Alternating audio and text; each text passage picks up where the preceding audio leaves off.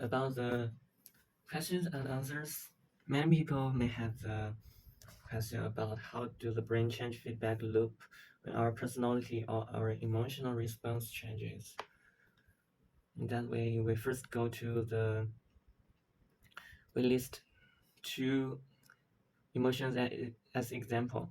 For example, when your boss asks you to do the works that you think it's bullshit, however, you feel very disgusted. However, you need to show your happiness in order for your boss to raise your position.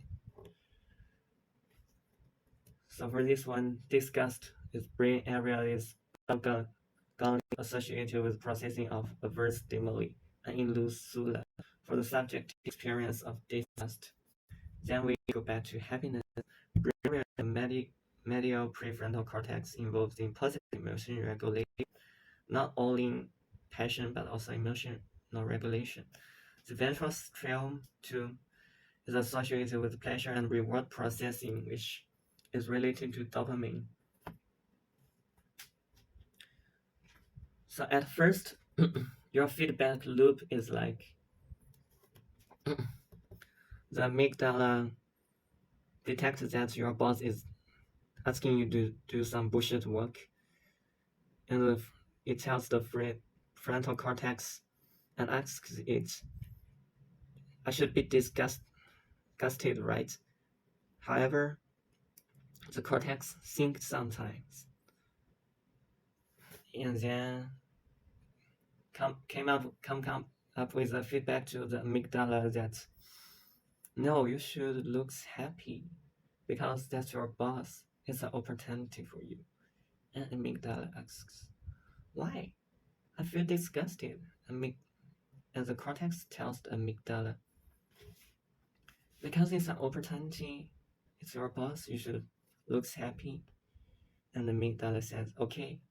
Then I tell the brain and the endocrine system to secrete some dopamine and endorphin. And prefrontal cortex says, all right, that should be the right emotion. And then tell the amygdala, the next time you face this situation, you just tell me that our body and our face need to be looking happy. And that's become much easier.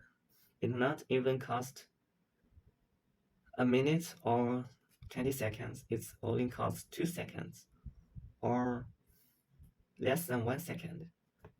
And amygdala says, okay, then next time when I detect this situation, I will not tell you I'm disgusted. I will tell you that you are happy. So go back to the brain area of happiness, the medial prefrontal cortex and ventral striatum. Then this time, the prefrontal cortex tells the striatum and another cortex that you should activate yourself and make our body feel happy. The next time, when your boss asks you to do some disgusting works, you show your happiness. And the more time you experience that, the amygdala get more experienced and react faster and stronger. So the cortex get the information stronger and more rapid. And your face expressions will be more experienced, practical, and natural. That's how our feedback loop changes. And after it changes, the feedback loop, which is amygdala and cortex, prefrontal cortex, control central, and another few cortexes. This one might need to refer to disgust, this one might refer to happiness. And since several times you haven't used the feedback loop of disgust.